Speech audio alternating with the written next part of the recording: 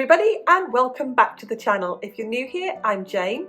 My husband Mike is behind the camera. We're British, early retirees, debt and mortgage free, and living a thrifty, frugal and money saving life on a super tight budget here in Brittany in northwest France. And every Wednesday we invite you into our home for a mid-week money chat. Let's take a look at what we're going to talk about today.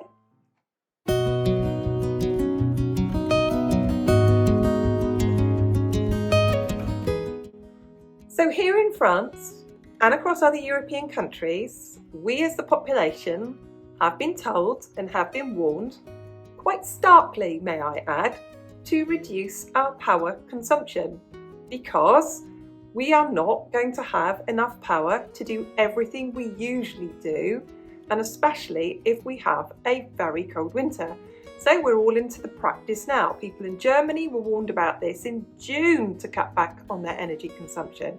We were told in, I think, the end of August, beginning of September, quite clearly to cut back on our energy consumption. Householders in France with gas central heating or electrical central heating have been asked to keep their thermostat at no higher than 19 degrees, which personally I would find quite chilly. Nonetheless, people are doing their very best to do that. So there are a multitude of reasons, and we all know why there's going to be this big shortage, and that's not what I'm going to talk about today. This is not a political channel. It's not what we're about. What we're going to talk about is how we're going to get through this, how we're going to get through shortages of energy. And the shortages of energy have also caused a knock-on effect with rising prices of food. There's shortages of food as well. We're all seeing that. Gaps here and there in our supermarket. So that's what we're going to be talking about today and how we are all going to get through it.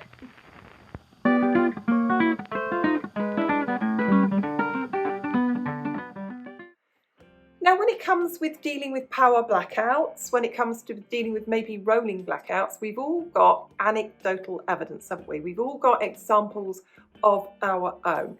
And what we're getting at the moment is when you turn on the news and they'll have a political commentator or somebody from the government, they don't say what will happen, they say what might happen. So what might happen might be, and this is their very words that they've used, if people use too much power, they might have the power to their house reduced.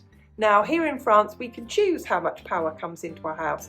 3 kilowatts, 6 kilowatts, we have 9 kilowatts coming into our house, 12 and right up to 15 kilowatts supply into our house. So people who don't pay their bills, for example, they drastically reduce the amount of power into their house. And they've actually said that in the news, so that means somebody somewhere will be in charge of how much electricity you will get. Other pieces of anecdotal evidence that they've given, I'm just talking here from French news broadcasters, political commentators that they've had on, and representatives from energy companies, for example from EDF, and people that they've interviewed, that blackouts might look like City A might not have any power at all from 3 in the afternoon till 5 at night, or it might only have street lights on in that area. City B might not have any power from 6 in the morning till 8 in the morning. And that's what they mean about restricting power here, there and everywhere.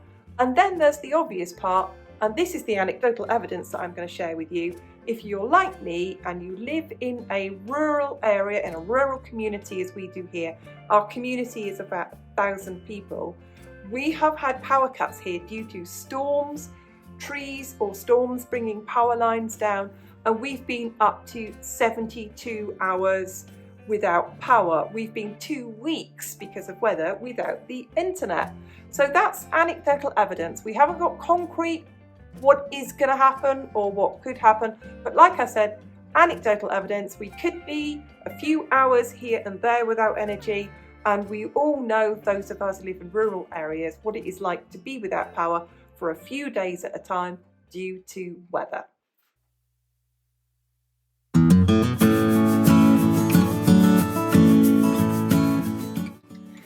From experience, when we've lost power, the very first thing we've needed is lighting. It is amazing how dark a house is when there is no electrical lighting in it at all. So I'm going to go through the things that we've purchased over time. We have not bought all of these things all in one go. We now have a couple of LED rechargeable lamps. They are really bright. They are so bright. They are our studio lighting when we make these videos. They really bounce light around the room. But we also know where things are to hand. So we've got really bright torches. We've got a couple of head torches. We use our head torches for dog walking in the winter because there's very few street lights in this rural area. So know where your torches are. A couple of cheap things to get would be some head torches. If you can purchase them and have them, and they are very, very useful, are rechargeable battery LED lamps. Candles are useful. They do not give off a lot of light, but they do give off some warmth. So think about this. If you are going to live like where we live, where there may be rolling blackouts, where there are storms, where you can get power cuts, think to yourself, find the affordable means of lighting your room and the room that you are in.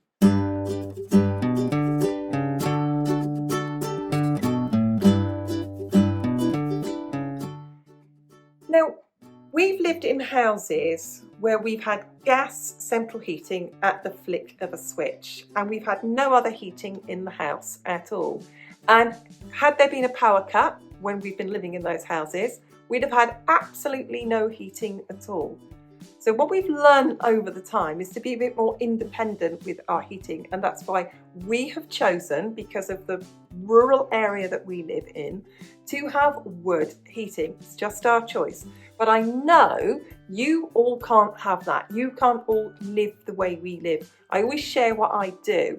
So I'm going to show you some other things that you could use that we have both used in the past as independent heating. Because it's okay going a couple of hours without any heating, but if you are going to go regularly without any heating because there's no power, you may not have the health to sustain that. So what we have in the UK and we have here in France, and I don't know if you have this all over the world, is something called a gas bottle heater. So it's a tank of gas that inserts into the back of the gas fire and it runs independently. It doesn't need any power source. It usually has a battery in it to cause the spark to turn it on.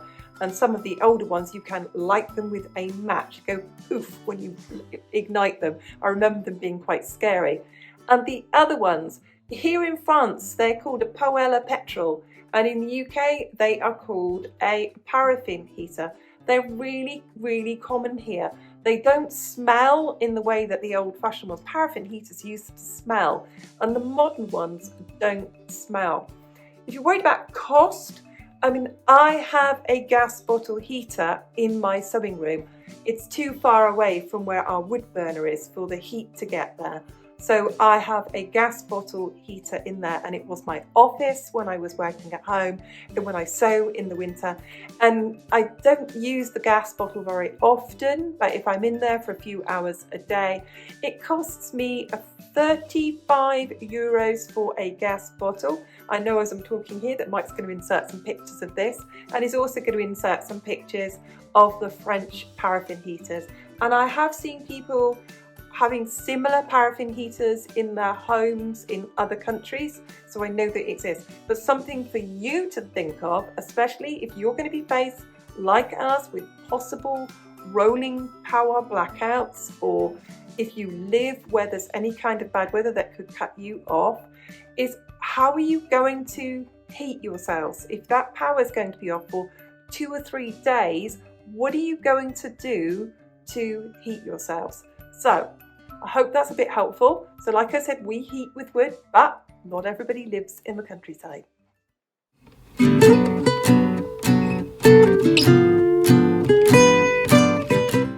So the next thing, when we were many days, or it felt like many days without power, is we have to consider how are we going to feed ourselves and how we're going to cook for ourselves. And as you well know, we've got a wood burning cooker. However, what if the power went off in the middle of summer? I wouldn't be lighting my wood burning cooker then when it's warm. So a really useful thing to have, and they're really quite affordable these days, and we have seen them in sport shops and we have seen them in camping supply shops, is a portable gas cooker, and I can't get over how cheap they are now. We have seen them between 15 and 20 euros for a portable gas cooker. The gas cartridges that go in them were quite surprisingly expensive, but we have been told reliably by people who have used them that the gas canisters in them last for quite a long time. So if you've got a portable gas cooker, and I don't need to go through any health and safety talk with you, I don't need to talk to you about ventilation or any of those things. You're intelligent people who can work that out for yourselves. I don't need to go down that avenue with you. But having a portable gas cooker means you've got hot water. You can make yourself a coffee, make yourself a cup of tea. You can fill up your hot water bottle to keep yourself warm. You can at least make yourself a one-pot meal. If I had a big family and I lived in an area where I might be at risk of rolling blackouts, like us here at the moment, or power cuts due to weather or circumstances, I might have 2 or 3 of them. Like I said, 15 to 20 euros, it's a reasonable investment. It's something that you can put in the kitchen cupboard. It's not going to take up much space, and it's there if you need it.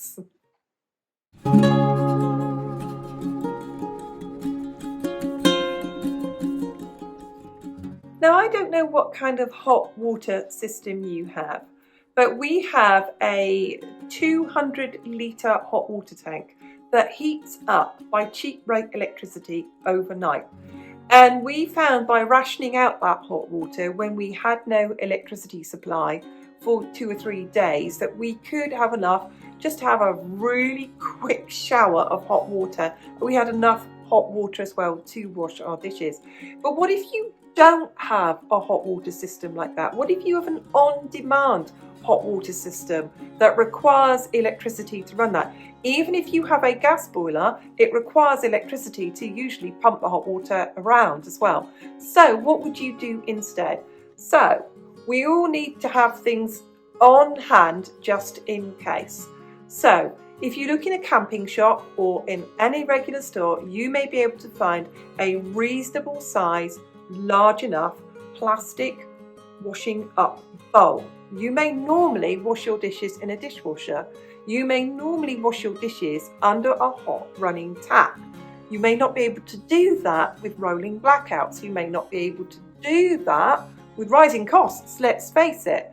So having a couple, and they are really cheap. I've seen them for 2 or 3 euros at the most. Having that means that you can use your portable gas cooker, that you can take your washing up bowl to somewhere private, up to your bathroom maybe, and if you're fit enough and well enough, you can heat up a couple of kettlefuls of hot water, fill up your bowl half full with cold water. Always start with cold water and then put your hot water in. So you've got your hot water, so at least you can stand there and use a flannel, and we always call it a flannel bath, and wash yourself from top to bottom. And you can even wash your hair in with that bucket of hot water at the same time. And it's a bit of a shock rinsing it with cold. I can tell you I've done it. It isn't terrible. It's not nice, but it isn't terrible. But think about that one as well. If you're going to be facing rolling blackouts, if you're going to be facing power shortages, if you're going to be facing weather that could knock out your power supply, as it has done with us for up to 3 days, how are you going to keep yourself clean affordably? And I did want to suggest this, and I don't want anyone to think I'm being rude, and I'm really not. But what if you can't carry a bucket of hot water? What if you can't do those things?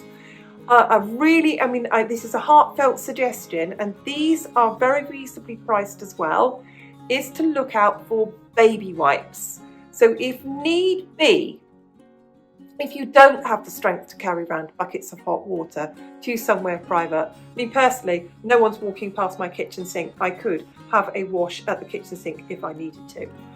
Is to have baby wipes. At least you can keep yourself clean from top to bottom. and dispose of them in your rubbish system and do it carefully. So I hope you don't think I'm being rude, because I'm not being.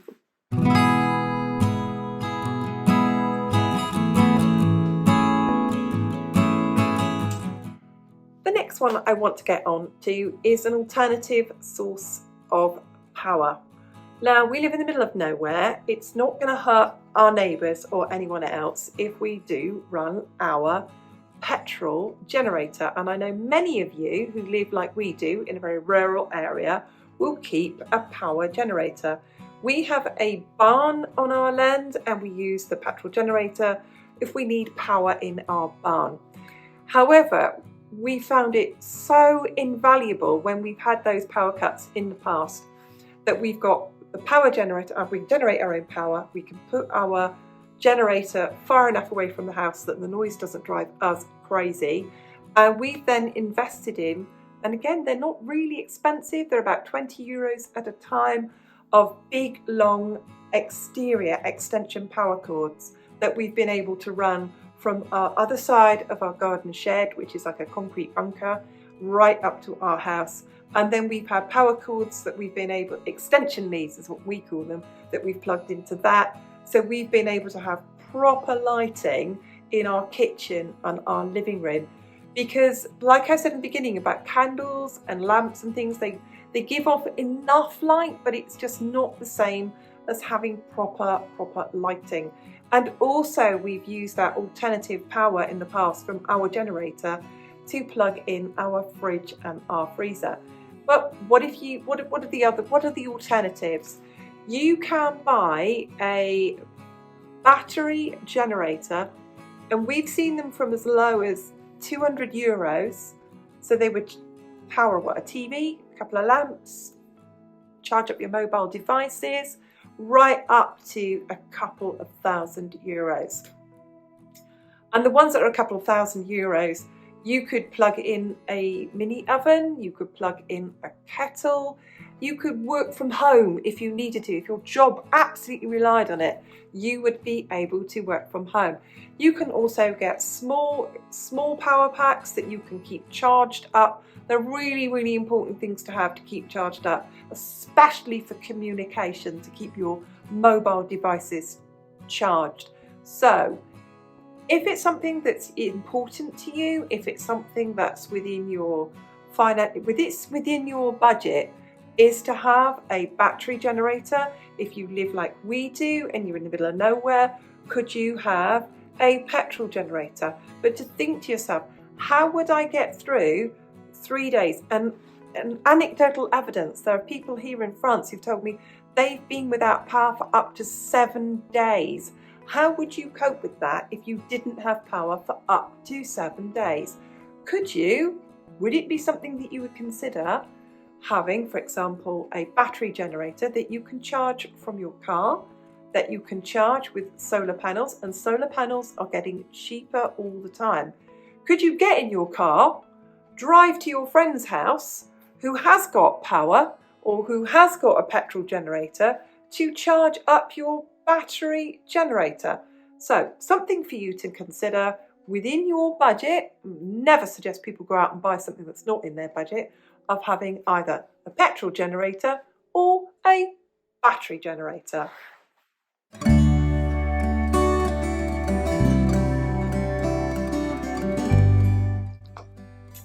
Now, let's talk about food. So we've already discussed, haven't we? We've got some means of cooking something in some way. So having something in our long-term food stores that's very easy to cook very easily in one pot. And I'm going to again share with you anecdotal evidence. Here in France, I can just buy pasta sauce in a jar. I can buy bolognese sauce in a jar. I can buy cooked meat in sauce in a tin. I can get rice cooked already in a pouch. I can get products that are just very easy to reheat. And I'm very mindful now to have just a few of those in there, because it's all very well thinking like, I have a wood burning cooker and I can cook all my food on it. but I'm very, very aware of the fact that not everybody has. So when you are storing food, please think about meals that you can buy that just need reheating. There are things that you could keep in your freezer, and I have always got meals that I can reheat in my freezer. But if the power goes out and I haven't prepared in advance, I can't suddenly microwave something to defrost it from my freezer because the power is out and I'm just using a portable gas stove. So please think about food that you can put into long-term storage that's just easy to eat straight away. And this is where I'm going to hand it over to you. Please can you share and leave a comment below of something that you can get in your area, either in a pouch or in a tin, that you can just reheat. My example would be I can buy stewed meat in gravy in a tin, tinned potatoes and tinned vegetables, and I know with that, if I needed to, all of that can go in one pot and it becomes a stew with potatoes and vegetables, and we can eat that with one bowl each. Won't hurt us for 72 hours to eat like that. Like I said, I can cook because I've got my wood burning stove, but not everybody has. So please leave a comment and share. What do you buy to put in your long-term food storage that's really easy just to reheat and eat if ever you would be without power for 72 hours or longer?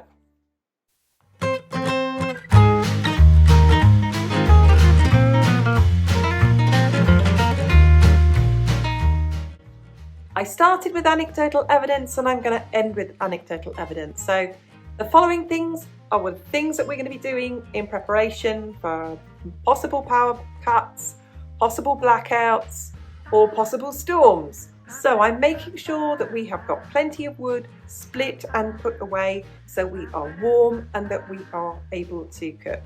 I'm putting away easy to cook food, so I'm putting away pasta, putting away rice.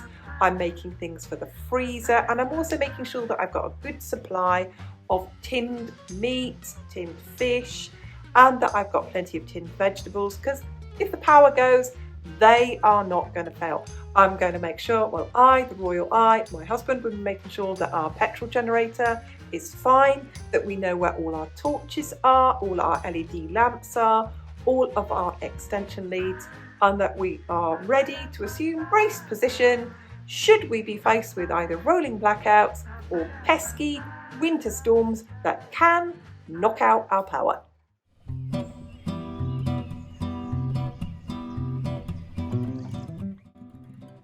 We hope that that was interesting or useful for you, and that none of us go out and spending a fortune, and that we can go out and spend a small amount of money to make sure that we could get through possible power failure this winter. If you enjoyed the video, please hit the like button, and thank you to everybody who does.